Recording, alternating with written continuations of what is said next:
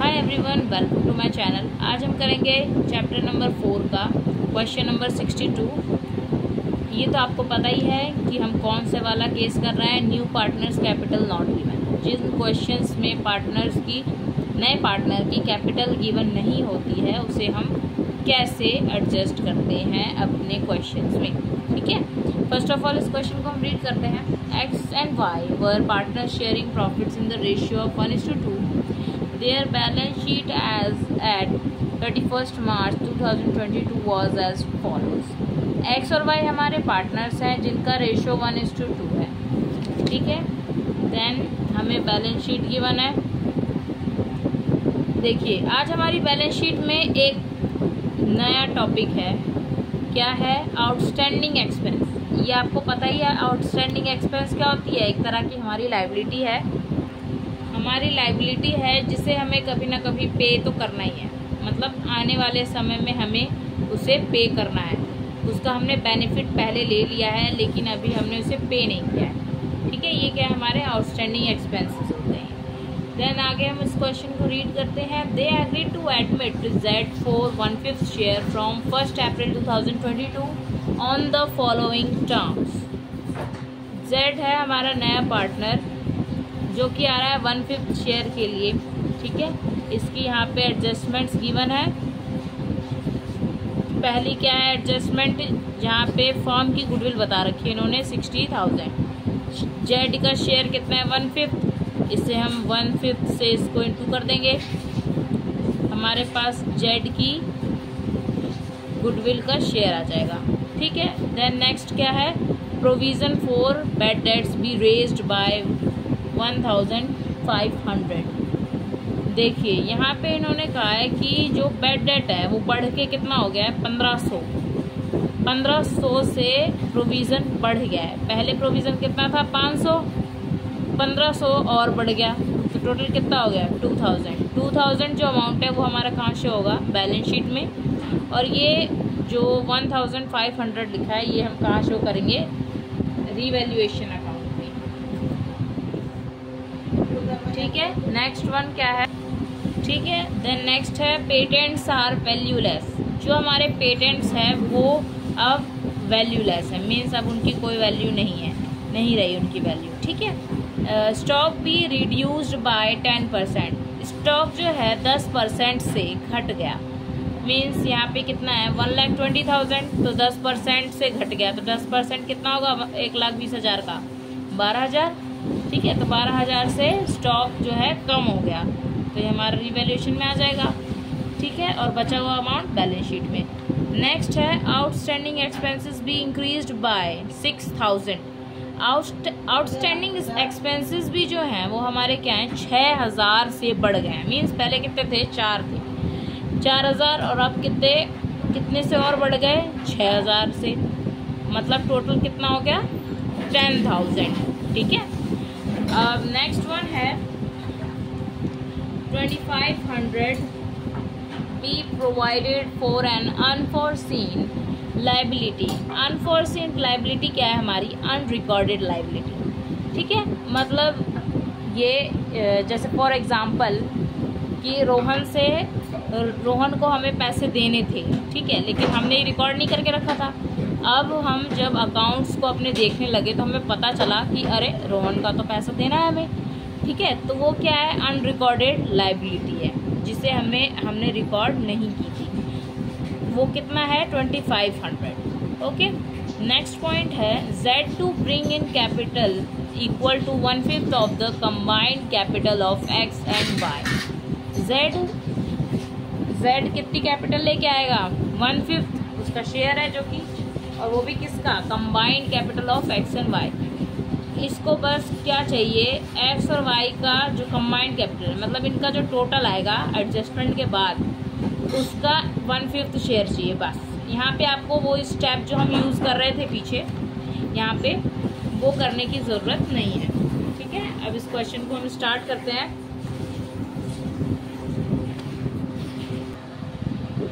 देखिए, अब हम यहाँ पे करेंगे provision for bad dates be raised bye 1,500। यहाँ पे प्रोविज़न जो है बढ़कर कितनी बढ़ी है, 1500 से बढ़ गई है। ठीक है, तो फिर इसे हम यहाँ पे लिख लेंगे डेबिट साइड। अब प्रोविज़न क्या है? प्रोविज़न हम कब बनाते हैं? जब हमें पता होता है कि जो ये कुछ अमाउंट है डेटर का वो हमें नहीं मिलेगा, बैड डेट्स हैं ये, उनके लिए हम प्रोविज़न बनाते हैं। ठीक है, तो फिर इससे हमारा जो बैंक बैलेंस है वो क्या होता है, कम होता है। तो इसे हम कहाँ पे लिखेंगे? Debit side, to provision for bad debts, कितना, 1500। ओके, देन नेक्स्ट है पेटेंट्स आर वैल्यूलेस। पेटेंट्स क्या हो गई हैं? वैल्यूलेस हो गई हैं। तो ये भी हमारे लिए अच्छी बात नहीं है, इट्स अ बैड थिंग। तो ये यहाँ पर लिखेंगे 2 पेटेंट्स। कितने हैं पेटेंट्स? 8000। देन नेक्स्ट है हमारा स्टॉक भी रिड्यूस्ड बाय 10%। स्टॉक जो है 10% से कम हो गई, 10% से कम हो गई है। तो स्टॉक पहले कितना था? 1,20,000, 10% उसका कितना हो जाएगा? 12,000। अगला है आउटस्टैंडिंग एक्सपेंसेस भी इंक्रीज्ड बाय 6,000। अब बताइए, अगर हमें ये पता हो कि अभी हमें 6,000 और देने हैं, ठीक है, तो फिर ये हमारा बैंक बैलेंस क्या करेगा? डिक्रीज करेगा। तो ये कहाँ पे आएगा? Debit side. यहाँ पे हम लिख देते हैं 2 आउटस्टैंडिंग एक्सपेंसेस, कितना? 6,000। ओके, अब हमारी सारी 5th तक हो चुका है कंप्लीट। नेक्स्ट वन है 2500 be provided for an unforeseen liability. Unrecorded liability भी हमारे डेबिट साइड आएगी, अच्छी बात तो है नहीं ये, ठीक है, it's a bad thing also.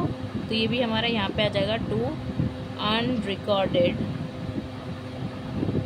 Liability, कितना है? 2500। जितनी भी इस बार चीज़ें थी सारी रिवैल्यूएशन में क्या थी? बैड थिंग थी, जो कि हमारी सारी कहाँ आ गई? Debit side. ओके, अब ये हमें सारा क्या हुआ है? लॉस हुआ है। तो यहाँ पे लिख देते हैं बाय लॉस ट्रांसफर टू, कहाँ जाएगा ये? एक्स कैपिटल अकाउंट और वाइज कैपिटल अकाउंट। ठीक है, टोटल ये कितना हुआ है हमारा? 30,000। कितना है? 30,000। 30,000 को हम किस रेशियो में डिस्ट्रीब्यूट करेंगे? 1:2 में। 1:2 में करेंगे तो 10,000 यहाँ पे आ जाएगा और 20,000 यहाँ पर। अब इस अकाउंट को हम क्लोज कर देते हैं। 30,000 और 30,000। नेक्स्ट है हमारा पार्टनर्स का कैपिटल अकाउंट। सबसे पहले आपको पता है यहाँ पे क्या आता है? By balance brought down. जो भी पार्टनर्स का पहले का कैपिटल है वो लिखते हैं, ठीक है, और क्या लिखते हैं? By premium for goodwill. Goodwill भी हमारा कंपलसरी है, लिखना ही है इसमें, ठीक है। और रिवैल्यूएशन, इस बार हमें लॉस हुआ है तो हम कहाँ लिखेंगे? डेबिट साइड लिखेंगे, टू रिवैल्यूएशन अकाउंट, ठीक है। अब बची बात एक्यूमुलेटेड प्रॉफिट्स और लॉसेस की। तो यहाँ पे देखिए बैलेंस शीट में कुछ भी ऐसा नहीं है, ना प्रॉफिट एंड लॉस का डेबिट या क्रेडिट बैलेंस, कुछ नहीं है, और डेफर्ड रेवेन्यू एक्सपेंसेस भी नहीं है, ना एडवर्टाइजमेंट एक्सपेंस है, कुछ नहीं है हमारे पास, ना रिजर्व्स है। तो बस दैट्स इट, ये तीन ही चीज़ें यहाँ पे रहेंगी। अब इसे हम डिस्ट्रीब्यूट कर लेते हैं। 10,000 हो गया, 20,000 हो गया। अब ये बैलेंस बीडी किया है हमने यहाँ पे क्या? 1,50,000 और 3 लाख, ठीक है। By premium for goodwill. अभी गुडविल कितना है इसका? 60,000। ये पूरे फॉर्म का है। ये कितने शेयर के लिए आ रहा है? 1/5 शेयर के लिए आ रहा है। तो इसको हम निकाल लेते हैं यहाँ पे 1 और ये 2, 12,000, ठीक है। 12,000 को किस में डिस्ट्रीब्यूट करेंगे? 1:2 में। क्यों? क्योंकि ये हमारा क्या है? First case. यहाँ पे न्यू पार्टनर के शेयर के अलावा और कुछ भी इंफॉर्मेशन गिवन नहीं है न्यू पार्टनर के बारे में। तो फिर ये हमारा क्या है? फर्स्ट केस है। तो फिर इसमें हम जो इनका ओल्ड रेशियो है वही सेक्रीफाइसिंग रेशियो भी है। ओके, 1:2 में इसको डिस्ट्रीब्यूट कर देंगे तो हमारे पास कितना आ जाएगा? 4,000 और 8,000। ओके, अब ये जब यहाँ तक हो गया है तो अब यहाँ पे हम क्या कर देंगे? टू बैलेंस कैरिड डाउन, ठीक है। इस अकाउंट को क्लोज कर देंगे। इसको ऐड करके इसमें से सब्ट्रैक्ट करने पर हमारा कितना आंसर आया 1,44,000 और इसमें आया 2,88,000। ओके, इस अकाउंट को अब यहाँ पे ऐसे क्लोज कर देते हैं। अब देखिए यहाँ पे अब हमें क्या करना है, अब न्यू पार्टनर का कैपिटल पता करना है। तो यहाँ पे इन्होंने पहले ही बता दिया था जेड का कैपिटल कैसे डिसाइड होगा, जो एडजस्टेड कैपिटल है कंबाइंड कैपिटल एक्स और वाई की, उसका 1/5। यहाँ पे इनकी एडजस्टेड कैपिटल क्या आ गई 1,44,000 2,88,000। तो कंबाइंड कैपिटल यहाँ पे ये हो गया combined capital of X and Y 144,000 plus में 288,000। कितना आ गया ये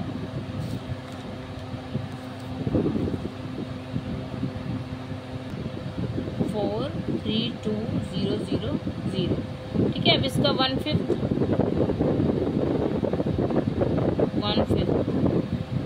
यहाँ पे इसका हो जाएगा ये 8 5 8 ज़ा, फिर ये 6 ज़ा, फिर 4 ज़ा और 0 0। इसका कितना अमाउंट आ गया 86400। यहाँ पे हम लिख देंगे by bank account. Bank account में कितना जाएगा 86,400।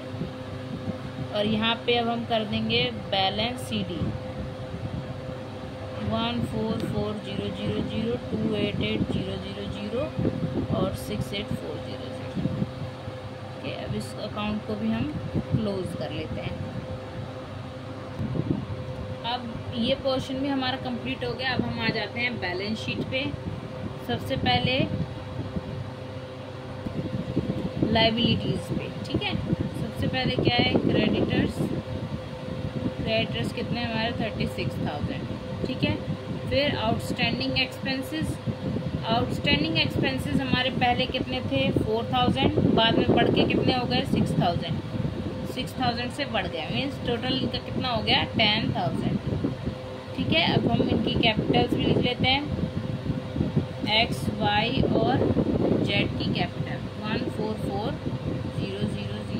और 2,88,000 और 86,400। इनका टोटल करके कितना है 5,18,400। ठीक है, अब हम नेक्स्ट साइड का भी कवर कर लेते हैं। सबसे ऊपर है कैश में ऑलरेडी पहले से कितना था 20,000, देन प्लस में 86,400 उसकी कैपिटल थी, देन उसका गुडविल कितना है 12,000। ओके, इनको टोटल करेंगे कितना आ जाएगा 1,18,400। देन आ जाते हैं डेटर्स पर। डेटर्स पहले कितने थे 40,000। अब इसमें से लेस करना है हमें। यहाँ पे देखिए प्रोविज़न भी बढ़ के कितना हो गया है 1,500 से बढ़ गया है, पहले कितना था 500, तो टोटल कितना हो जाएगा 2,000।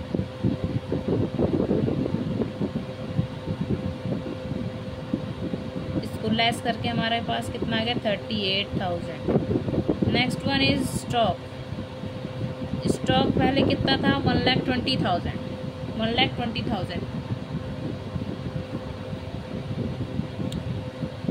और स्टॉक कम हो गया है 10% से, तो कम करके इसको हम 12,000 से कम हो गया ये 10,000। 1,20,000 का 10% कितना होता है 12,000। इसमें से इसको हम डिडक्ट करें कितना आ जाएगा 1,08,000। ठीक है, नेक्स्ट है फर्नीचर कितना है 30,000। इसका तो कोई इंफॉर्मेशन गिवन नहीं थी एडिशनल, तो यहाँ पे इसका इतना ही रहेगा।